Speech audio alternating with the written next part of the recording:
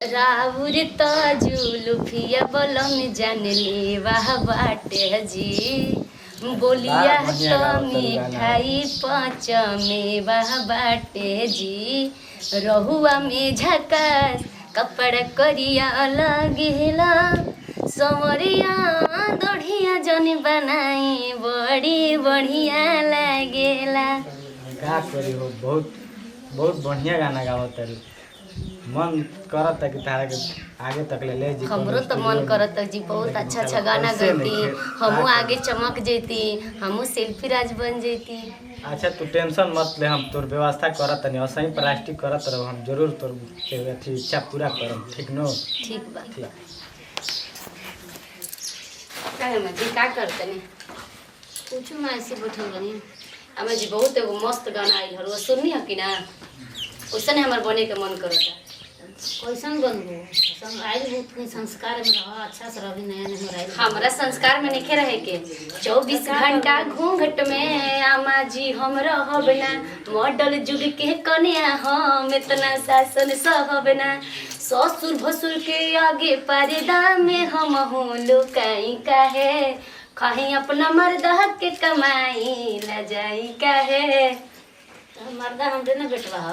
तो इतना घमंड से मत रह। अब तो हमार मरद भइलन ना पहले तो हमरे ना बेटवा कहे तब ना तोहर बाद में मरद कहे आखिर तो हमार भइलन अब और बात ना हमार बात ज्यादा सुनो। हां तब तो सुनही के ना बा जाय दूर से मुंहे लड़ावल बेकार हम लोग सुनेबे ना कर हम जातनी अपना काम करे सास नीचे हो जातरी पतो ऊपर हो जातरी ये तो आजकल के युग में मॉडल बन है मॉडल ये मॉडल बड़ी दुनिया में मॉडल बन के चली हम या बना मॉडल संस्कार नाम के चीजें नहीं काजन कहाँ बा मेहारू चलत या गीत गावत आजकल के इहे जमाना में ओकरा के बोली चार गो बात काजन केने गइल बा बबुओ काम ये देख तोर मेहारू का लेके चलत या मोबाइल लेके मॉडल मॉडल कइले बिया का हो गई ये जमाना बा आजकल के जाए दे आजकल के देखते बारे युग आज के युग इहे बा ना तो ये अच्छा बात नहीं है ना समझाओ अपना मेहारू के। अच्छा ठीक बा हम तो समझावते हाँ, बानी मानत हिया मोबाइल लेके मॉडल मॉडल कइले बिया अच्छा ठीक बा हम सब अच्छा बात नहीं है ना ए चाची का बबुआ समझाव अरे ना समझेबू न आजकल के आवत ऐसन पतो टिक टाक करत ऐसन आ कर के फटाक से के का आई हिनी आई बस का तो खाली फैशन में कोई के संस्कार नाम के चीज नहीं खे नहीं के नु नहीं के साफा नहीं के सब मोड़ी में चल गई लेकिन अपना घर के इज्जत बचा के रखे के बा ध्यान में रखे के बा हम तोरो कहत भाई साहब ठीक है कहत रह भले हमारे तो बुरा कह सकत रह मानम ना लेकिन आजकल के इज्जत अपना हाथ में अब करा के ना बचाई ना तो घर के भसुर ससुर सास के कोई के बुझे वाला औरत नहीं सन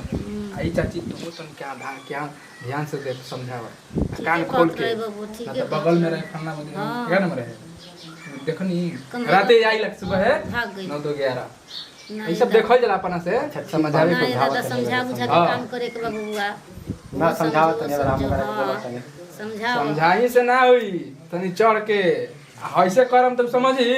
कही कि यार दादा ऐसा सास मिलली अब जौन चाहे तो मवाई है ना नतिया मौका भइल बा ये न चढ़ा बढ़ा के रख ले बकरा के तो मौगा बनी है नु ये मौका बा तो दिक्कत हो जाई। अच्छा जाए दे बड़ा समझावत नहीं हम हां तो अच्छा से समझाओ मौका समझाओ मत बन रे कपार पे चढ़ेबे ना तो मुते लगी कपार ना जातन समझावत बहुत हरामी हो गेल बिया मौगा मत बरा मरद बरा नु तो मरद जैसन रह हमनी के मारे में खोप दिहन अरे ठीक बा भैया जात नहीं समझावत नहीं अगर कवनो जुग आ जाओ हां औरत औरते रही मरद मरदे रही हो अच्छा ठीक बा ये सब ध्यान में रखे के बा ना तो गांव घर में रहे के बा इज्जत बना के रखे के बा ना तहार घर के देखी तो हमरो घर तभी गड़ी ना हां चाची बिगड़ी ना ना बिगड़ी तो ये सब देख ताक के अपन कोई जाला ठीक बा ठीक का रे माई का कहती है का कहत रे वीडियो बनावत रे बनाई